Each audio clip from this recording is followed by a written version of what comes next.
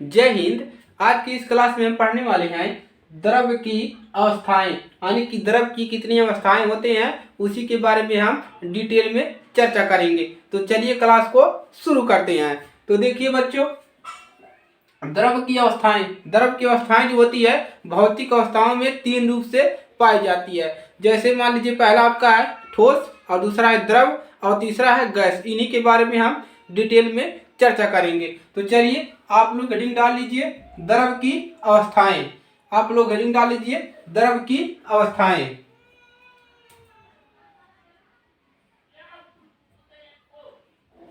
तो चलिए इसमें जान लेते हैं द्रव्य क्या है आपका।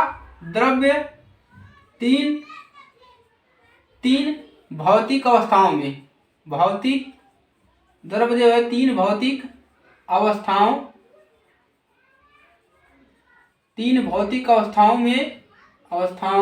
में संभव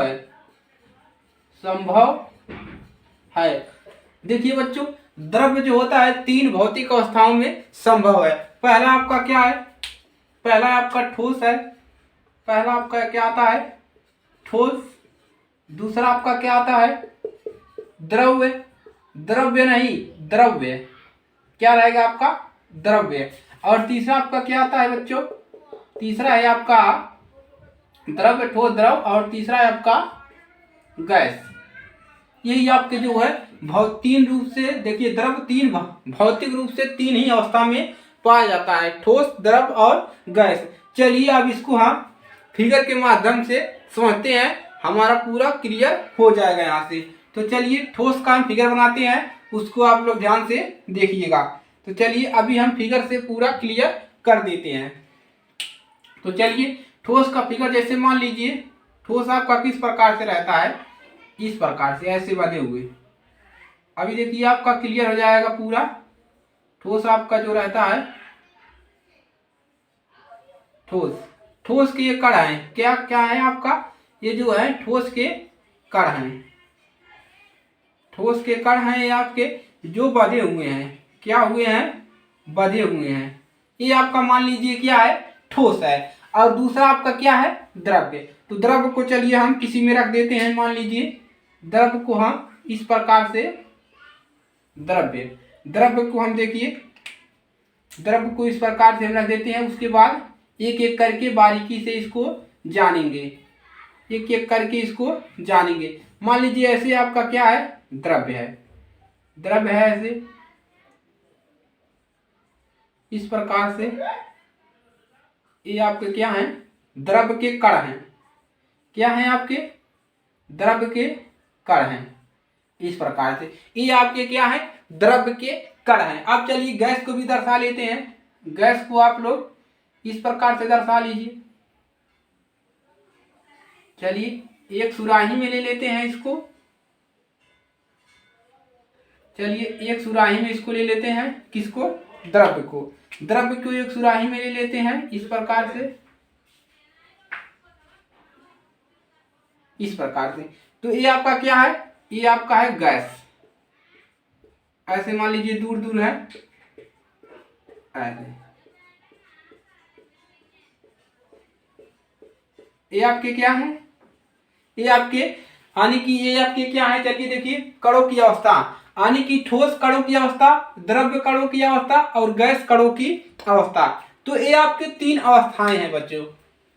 ये आपका क्या है? तीन अवस्था है। चलिए अब इसके बारे में एक एक करके डिटेल में समझते हैं। तो सबसे पहले ठोस के बारे में हम समझते हैं। देखिए बच्चों ठोस क्या है? ठोस में जो कण है, यानी कि ठोस के कण है। ठोस में कण जो है, ये ठोस में कण एक दूसरे के पास क्रमबद्ध रूप से, देखिए क्रमबद्ध रूप से क्या, क्रमबद्ध रूप से व्यवस्थित रहते हैं, यानी कि ये क्रम में है, यानी कि एक दूसरे के पास कैसे हैं? क्रमबद्ध रूप से व्यवस्थित है। और देखिए ये गति नहीं कर सकते। देखिए ये जो है ये गति नहीं कर सकते। जैसे मान लीजिए ठोस है, गति क्यों नहीं कर सकते हैं? जैसे मान लीजिए एक कमरे में आप सभी ढेर सारे लोगों को, 50 लोगों को, 100 लोगों को भर दिया जाए, तो क्या गति कर सकते हैं? क्या आप लोग इधर उधर जा सकते हैं? हिलना तो दूर, आप इधर उधर घुस भी नहीं सकते, उसी में मर जाएंगे सांस फूलकर। तो ये क्या होता है? ठोस है। उसी प्रकार से आपका ठोस होता है। ये ठोस के कण होते हैं ये निश्चित होते हैं, इसका आयतन आयत जो है निश्चित होता है और ये गति नहीं कर सकते। तो चलिए इसी के बारे में कुछ लिखते हैं। तो आप लोग लिख लीजिए, ठोस में कण एक दूसरे के पास, इसके बारे में लिखेंगे तो लिखेंगे ठोस के कण एक दूसरे के पास। सबसे पहले इसके बारे में जानते हैं, उसके बाद इसके बारे में जानेंगे। ठोस के कण एक दूसरे के पास क्रमबद्ध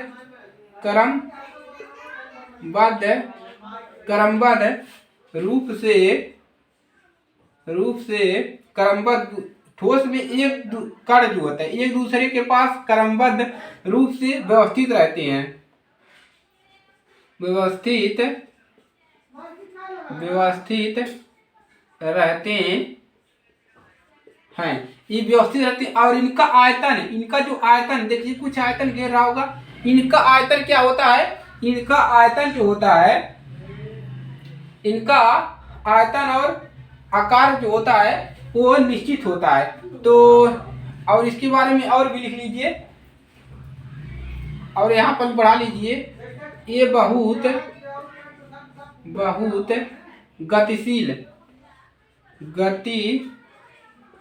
गतिशील नहीं होते हैं। देखिए ये गति कर सकते हैं, ये थोड़ा बहुत गति कर सकते हैं, ऐसे धीमी धीमी थोड़ा बहुत गति कर सकते हैं। और इसमें देखिए द्रव में देखिए ये गति कर सकते हैं। अब इसका आयतन भी निश्चित नहीं रह सकता। और देखिए ये तो पूरा फुल्ली भाग सकते हैं, इधर ये वाला यहाँ पर चला जाएगा, ये वाला यहाँ पर आ जाएगा, इसी भी इस प्रकार से। तो ये जो है क्या है, ये क्रमबद्ध रूप से व्यवस्थित रहते हैं और ये बहुत गतिशील नहीं होते हैं। और आगे लिखिए, और इसका इसमें लिख लीजिए कि ठोस का जो है, ठोस का निश्चित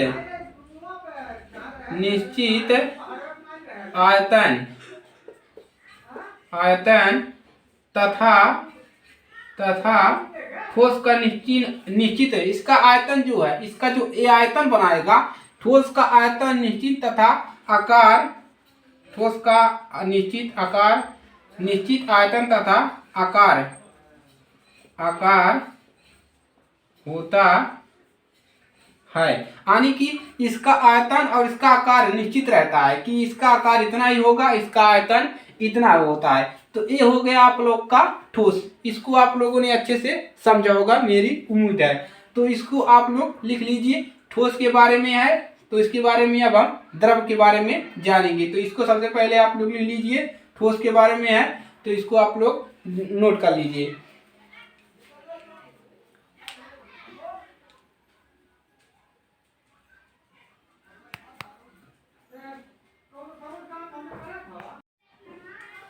चलिए अब हम द्रव के बारे में जान लेते हैं। तो आप लोग इसको नोट कर लिए होंगे। तो चलिए अब द्रव के बारे में जान लेते हैं कि आपका द्रव्य क्या है। तो आपको दिख रहा है कि इसका आयतन जो होता है, इसका द्रव का निश्चित आयतन होता है, परंतु आकार, इसका आकार निश्चित नहीं है। ये शेप की तरह इसका आकार बढ़ भी सकता है, छोटा भी हो सकता है, क्योंकि ये क्या है, दूर दूर है, इसका आकार बढ़ सकता है, लेकिन इसका आयतन जो है निश्चित रहेगा। इतने बड़े हैं तो इतने बड़े ही रहेंगे। और इसका आकार देखिए, इसका आकार बढ़ भी सकता है क्योंकि यहाँ पर स्पेस है। और इसमें देखिए इसका जो आकार है निश्चित रहता है, क्योंकि देखिए ये जटिल क्रमबद्ध रूप से व्यवस्थित रहते हैं। तो इसके बारे में जानेंगे। तो यहाँ पर लिख लीजिए आप लोग, द्रव का निश्चित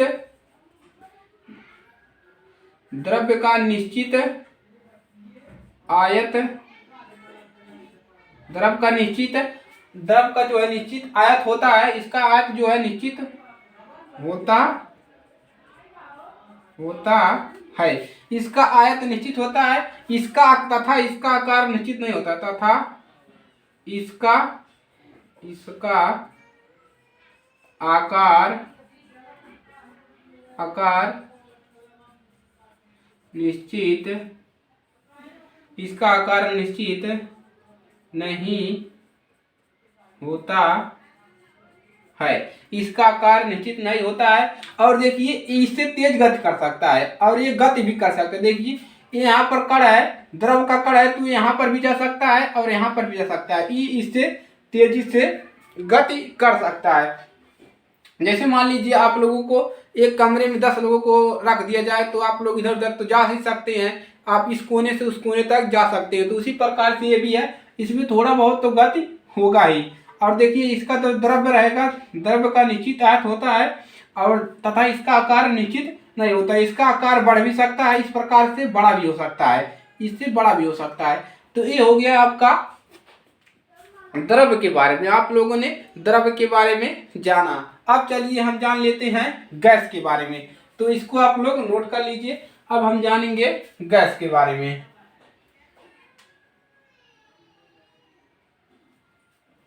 अब चलिए इससे क्या पता चलता है कि जो गैस का आयतन का आकार है कुछ भी निश्चित नहीं रहता, इसका आकार कुछ भी निश्चित नहीं रहेगा। आयतन की बात तो छोड़ो, इसका आकार कुछ भी निश्चित नहीं है, ये यहाँ से यहाँ भी जा सकता है, कुछ भी कितना भी बड़ा हो सकता है। तो इसी में आप लोग लिख लीजिए। चलिए तो लिखेंगे आप लोग, तो यहाँ पर लिख लीजिए गैस के आयतन का आकार कुछ भी निश्चित नहीं रहता है, कुछ भी निश्चित नहीं रहता है। तो ये हो गया आपका गैस, ये बहुत तेजी से गति करते हैं। तो यहाँ पर लिख लेंगे, यहाँ पर लिख लीजिए ये बहुत तेजी गैस के कण, यहाँ पर लिख लीजिए गैस के कण बहुत तेजी से गति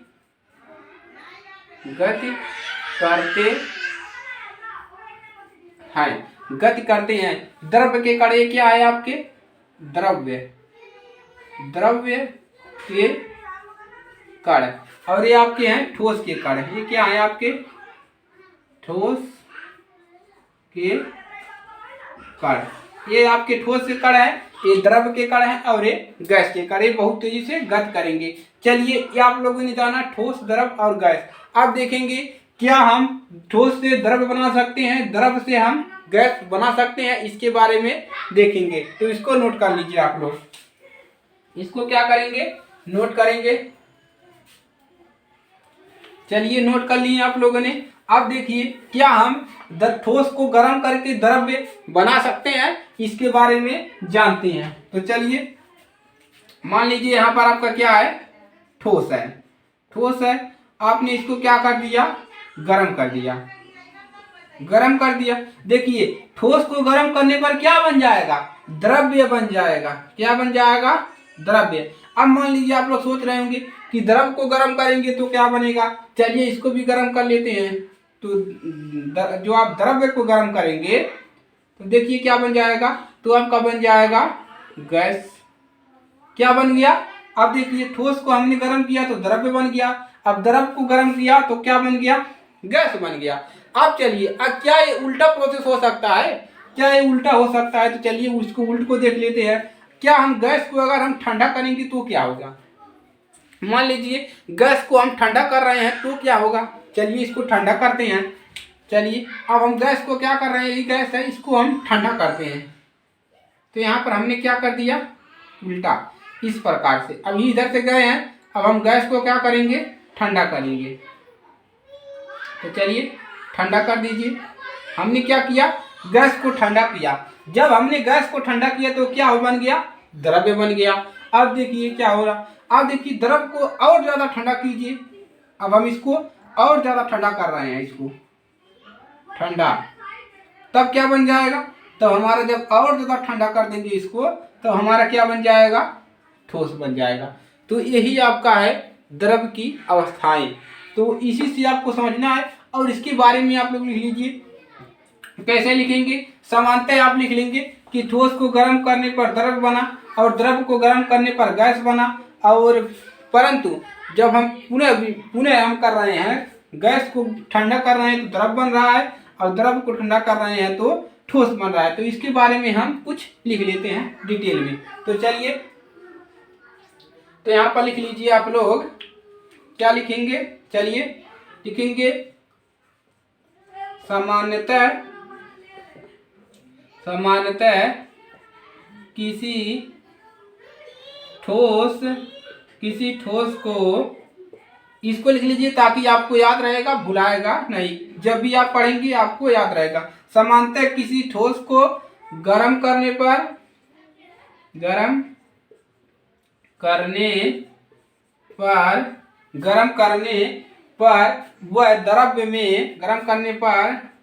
वह द्रव्य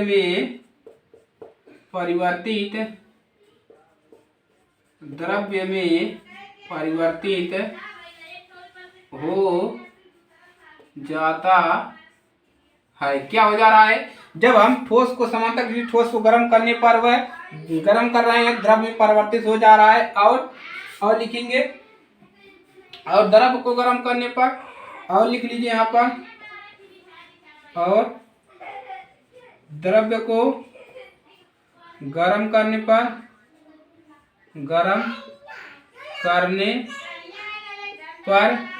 वह गैस में परिवर्तित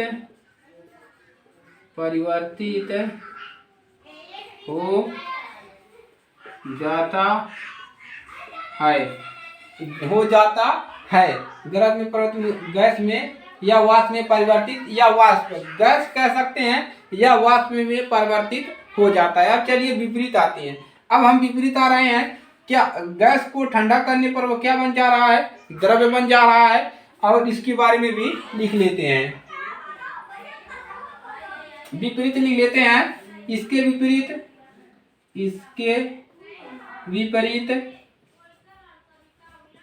विपरीत गैस को हम क्या करेंगे, इसके विपरीत गैस को ठंडा करने पर वह क्या बन जाएगा, द्रव्य बन जाएगा। और ठंडा करने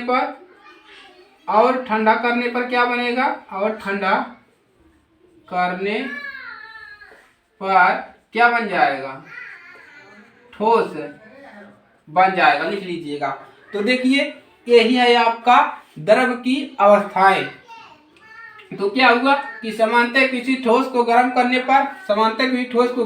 पर वह द्रव बन जा रहा है, और द्रव को गर्म करने पर गैस बन जा रहा है। इसके विपरीत जब हम गैस को ठंडा कर रहे हैं तो द्रव बन जा रहा है, और द्रव को जब हम ठंडा कर रहे हैं तो ठोस बन रहा है। तो इस सभी के बारे में आप लोगों ने डिटेल में जान लिया कि द्रव की 3 भौतिक अवस्थाएं, ठोस, द्रव और गैस। अगर आपसे कोई पूछता है तो आप लोग उसको बेझिझक बताइए, क्योंकि आप लोगों को ये पता है। तो चलिए, इन सभी बातों को आप लोग अपने दिमाग में फिट कर लीजिएगा और इसको नोट कर लीजिए, ताकि इसको आप लोग दिक्कत ना आए बाद में पढ़ने पर।